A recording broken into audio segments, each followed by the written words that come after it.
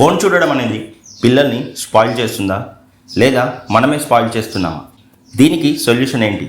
పిల్లలు ఏడిస్తే ఫోన్ ఇస్తాం, తినట్లేదన్నా ఫోన్ ఇస్తాం. మనం ఏదైనా వర్క్లో ఉన్నప్పుడు వాళ్ళు డిస్టర్బ్ చేయకుండా ఉండడానికి ఫోన్ ఇస్తాం. ఇలా చేయడం వల్ల పిల్లలకు ఫోన్ అనేది ఒక అలవాటుగా మారిపోతుంది. ఫోన్ తీసేసిన వెంటనే ఇరిటేషన్, ఏడవడం స్టార్ట్ చేస్తారు. అలవాటు స్ట్రాంగ్ అయితే కంట్రోల్ వీక్ అవుతుంది. అందుకే ఫోన్ తీసేసిన వెంటనే రియాక్షన్ ఇస్తారు. రీల్స్ చూడడం, గేమ్స్ చూస్తూ ఉంటే బుక్స్ స్లోగా అనిపిస్తాయి. చదువు మీద ఫోకస్ తగ్గిపోతుంది.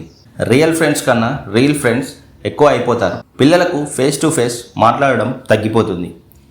ఇలా అవ్వడం వల్ల పిల్లలకు ఫ్యామిలీకి మధ్య ఎమోషనల్ గ్యాప్ క్రియేట్ అవుతుంది. మరి ఇలా కాకుండా పిల్లలకు ఫోన్ దూరం చేయడం ఎలా?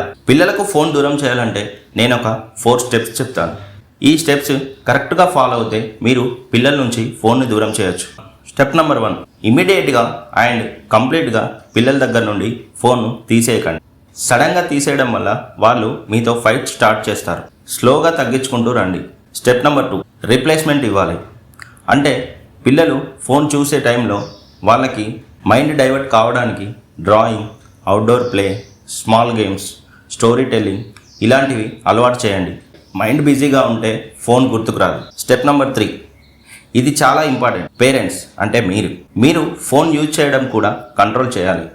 పేరెంట్స్ ఫోన్ చూస్తూ ఉంటే పిల్లలు సైలెంట్గా ఉండలేరు. స్టెప్ నెంబర్ 4, డైలీ ఒక 30 మినిట్స్ పిల్లలు ఫ్యామిలీతో స్పెండ్ చేయడం అలవాటు చేయండి. ఇలా ఫిక్స్ చేయండి. డిన్నర్ టైంలో మాట్లాడడం, నవ్వడం, స్మాల్ డిస్కషన్ ఇలాంటివి పిల్లలకు అలవాటు చేయండి. ఇలా ఎందుకు చెప్తున్నానంటే ఇలా చేయడం ద్వారా పిల్లలు ఫోన్ ఫాలో అవ్వరు, పేరెంట్స్ని ఫాలో అవుతారు. మీరు చేంజ్ అయితే ఆటోమేటిక్గా మీ పిల్లలు చేంజ్ అవుతారు. సో ఇప్పుడు డిసిజన్ మీ చేతిలో ఉంది. మీ పిల్లల ఫ్యూచర్ని ఫోన్ స్క్రీన్ డిసైడ్ చేయాలా లేక మీరే డిసైడ్ చేస్తారా? కామెంట్లో చెప్పండి.